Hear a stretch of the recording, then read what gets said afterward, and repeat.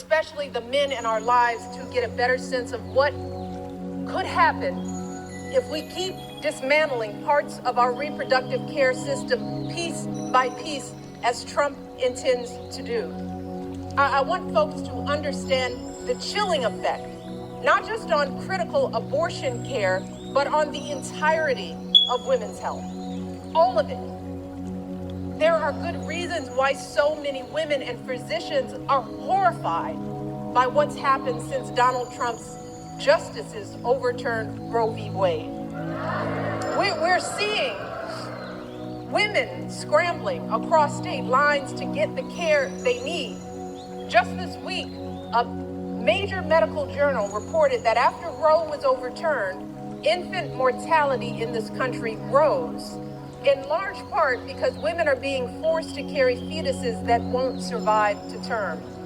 One woman spent 22 days in jail on murder charges after she miscarried in her own bathroom.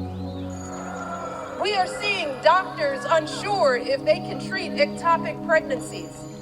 Doctors being told they can't treat a woman until she becomes so close to death that only a life of the mother exception will allow them to act.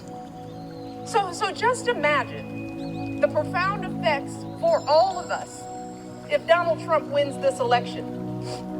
In states that are already putting abortion bans into effect, his FDA could further outlaw patchwork systems of telehealth appointments and mail-order pills, thereby eliminating the last remaining protections for women in those states.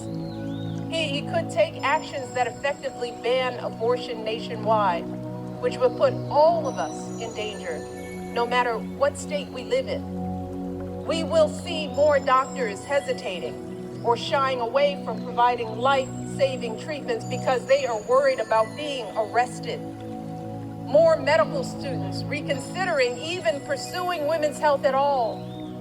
More OB/GYN clinics without enough doctors to meet demand, closing their doors, leaving untold numbers of women in communities throughout this country without a place to go for basic gynecological care, which in turn will leave millions of us at risk of undiagnosed medical issues like cervical and uterine cancers.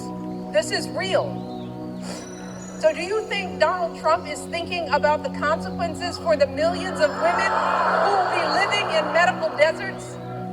Does anyone think he has the emotional maturity and foresight to come up with a plan to protect us?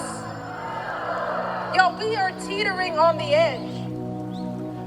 Even before these state bans, America was already lagging behind every other wealthy nation on measures like maternal mortality and paid leave. So we could be right back to the days before Roe, which many young people here don't even remember. The days when abortion wasn't as safe as it is today. The days when the number of mothers of color dying in childbirth was 30 to 40% higher than when it was under Roe. So to the men who love us, let me just try to paint a picture of what it will feel like if America, the wealthiest nation on earth, keeps revoking basic care from its women, and how it will affect every single woman in your life. Your girlfriend could be the one in legal jeopardy if she needs a pill from out of state or overseas, or if she has to travel across state lines because the local clinic closed up. Your wife or mother could be the ones at higher risk of dying from undiagnosed cervical cancer because they have no access to regular gynecological care. Your daughter could be the one too terrified to call the doctor if she's bleeding during an unexpected pregnancy.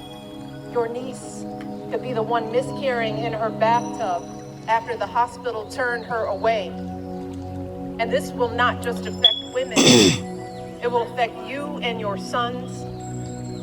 The devastating consequences of teen pregnancy won't just be borne by young girls, but also by the young men who are the fathers. They too will have their dreams of going to college. Their entire future is totally upended by an unwanted pregnancy.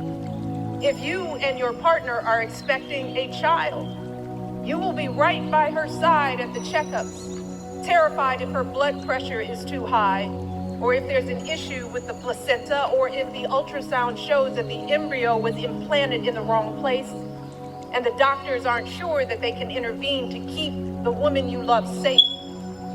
If your wife is shivering and bleeding on the operating room table during a routine delivery gone bad, her pressure dropping as she loses more and more blood, or some unforeseen infection spreads and her doctors aren't sure if they can act, you will be the one praying that it's not too late.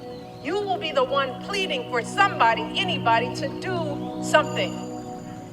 And then there is the tragic but very real possibility that in the worst case scenario, you just might be the one holding flowers at the funeral. You might be the one left to raise your children alone. See, these are just some of the ways women die during childbirth. And I don't want to be a downer, y'all. But in many cases, there is no warning and things go bad very quickly. And when it happens, every second of hesitation or delay can lead to devastating outcomes. So I am asking y'all from the core of my being to take our lives seriously. Please, do